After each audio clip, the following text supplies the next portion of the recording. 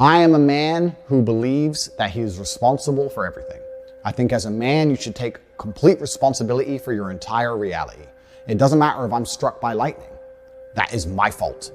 That's who I am as an individual, and it's been one of my keys to success, to never blame luck, never blame anybody else, to only blame myself.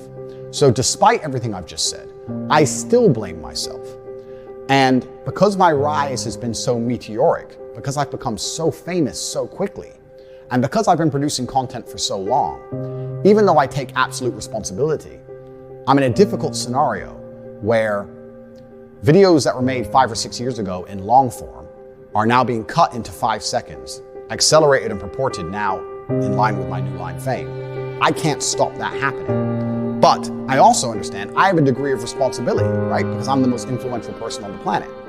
So my responsibility is to make sure that any kind of negative connotations in my messaging are removed. I want to stick to my message. I don't want to backtrack. I still want to champion men's issues. I still want to champion physical and mental strength. I still want to champion the protection of women. I still want to do that. However, I must be ultra aware of how I do it, because it would be unprofessional as a man to sit and say that my messaging does not have to change in line with my fame. The way you can say things in a video that gets 500 views is very different than the way you can say things in a video that gets 500 or 50 views. You have to change your messaging. The more people you reach, the more important it is that people do not take your things out of context, right? If 0.1% of people misunderstand you on a 500-person video, that will not have a large effect on the world. But if 0.1% of people misunderstand you on a video that has 50 million views, now you start to affect the world in a negative way. So I have to be very, very, very careful in line with my new SoundCloud fame. And it's difficult because in the world I'm in, if I sit down and do a 3-hour podcast, it's my job to be entertaining. And I want to give exciting answers and interesting insights. I think the reason people follow me is because I have a very firm understanding of the English language, a very good grasp of the way to construct sentences, how to be motivating, how to be compelling. And I do that on purpose. But it's also very difficult for me, regardless of my intellect, to now sit at a podcast, be interesting, be exciting, give a compendious and concise answer, at the same time be wary that in my 1-minute answer, at any point 6 seconds worth of it can be taken, snipped, used against me, and weaponized. I don't know if my mind can handle all those tasks at once. It's not very often I'm stumped, but that is becoming extremely difficult. And I'm sitting here thinking I've been offered massive podcast rights by the biggest podcast in the world. And I'm thinking, how can I answer questions? How can I be a responsible adult?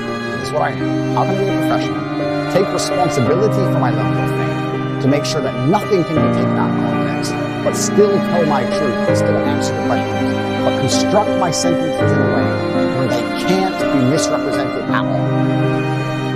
And it's hard, because I think any content creator who was suffering from what I've suffered from, if any content creator got as large as I was, and there was as many people cutting up their videos as they were mine, and those people had a negative agenda, we could make Mickey Mouse. You could make anyone look bad. I'm not saying I haven't given them. Of course, there's been the odd clip that made it easy for them. I'm saying if their intentions were to be as provocative and negative as possible, it can be done for you. And that's why now I need to take a break from all the podcasts I'm doing right now, especially since I'm trying to be the largest platforms. I've had 100,000 views of support, all the media channels. And I'm sitting here thinking, I need to make sure I'm not misunderstood. And I have to really be careful about how I do that while not backing down from my team, while still championing the protection and still believing myself, making sure I'm not misunderstood. And although I think that I am one of the most respected oratists that exist, I now need to once again improve myself and improve my skills and prevent anybody from being able to take me out. I might have to form a new way for sentences to be constructed. But if that's what it takes, that's what I intend to do. Because with great influence comes absolutely and utterly great responsibility. And I do understand that. And I will blame myself for the fact that people have managed to do this to me regardless of the fact that I did not want it to happen. So let me give a quick example of this. Before I continue, I want to say that I often speak to the absolute beauty of women. I have a very healthy relationship with my mother. I have women around me who truly and utterly love me. I have very healthy relationships with females. I have no criminal charges for crimes against females. Nobody has come forward and accused me of sexual misconduct. Please understand, we'll go into the Romanian house raid shortly, but most people in my position of fame have had women come forward and say he raped me. I'm the most famous man on the planet. There's not a single female whose face you can name or whose face you can picture that's come forward and said I've raped her.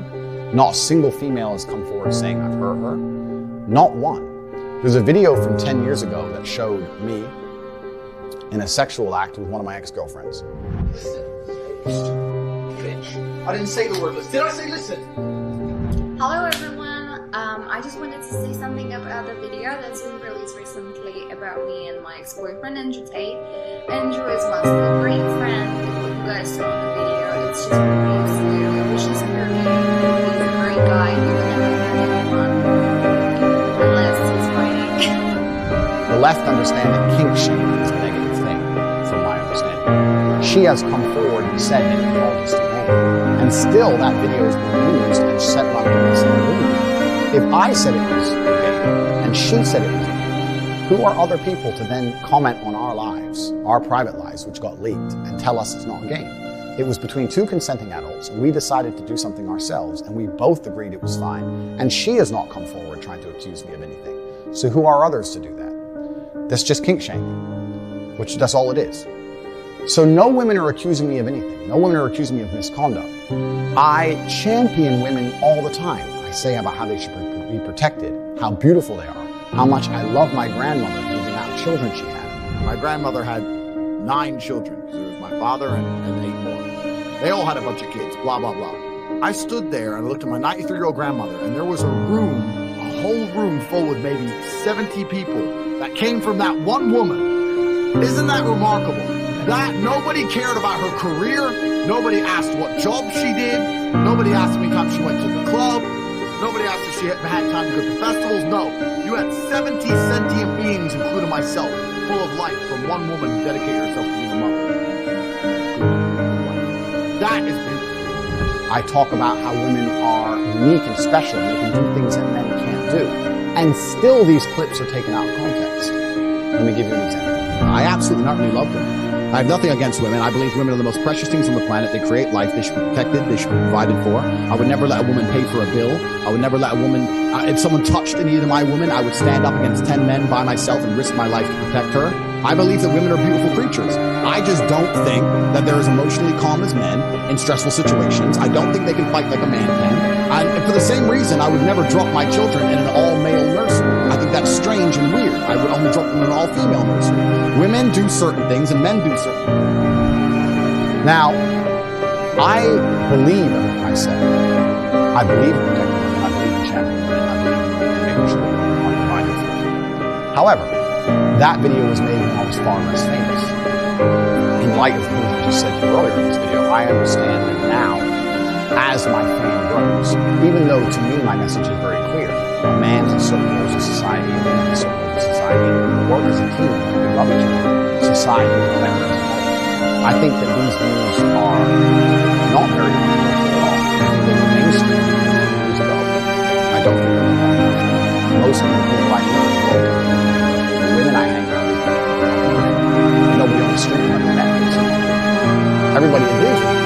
However, the way I'm saying it, the way I'm getting the message across, because I'm trying to be as energetic as possible, I understand that a small, tiny percentage of my message. And that didn't matter when I didn't have it. I didn't have it. Now I'm the most famous man in the world. I have to be a lot more careful with how I say it. But what's really worrying is this. That clip, I would like to be my biggest haters to agree. It's a clip that is positive about me. Perhaps you may not like my tonality, I structured certain sentences, but as a whole, I'm saying positive things about women. At one point during that speech, I said women do certain things and men do certain things. That clip has been taken, that cut of my language, men do certain things, women do certain things. Somebody I have no idea who, has made a TikTok where it says men do certain things, and it shows videos of me driving around in cars, spending money, and women do certain things, and it shows women cleaning. Women do certain things, and men do certain things. Somebody off their own back, somebody else has made that video. I didn't tell them to. I don't know who they are. I don't know what their account is. It's just viral on the internet somewhere. And now I look like I'm saying women should only clean and men should only run around with cars and women and money. I didn't say that. I didn't say that at all. I said that women should be protected and provided for. But because a small clip was taken out of context and used against me and weaponized, now I look like I've said things I did not say. And no matter how positive my message about women, if the intention is to try and make me look bad, even with a clip like that, they found a way to make me look bad. That's the scary thing. That's why I've titled this video My Final Message, because I don't know, even with my entire brain, I don't know with all of my genius intellect, if I can find a way for nothing to be used against me. It's extremely difficult. One line out of context has made me look bad, and millions of people saw that, and people didn't see the long format video, and they've deduced that I hate women, that women should only clean. Really, I was trying to stick up for and protect my children. And this comes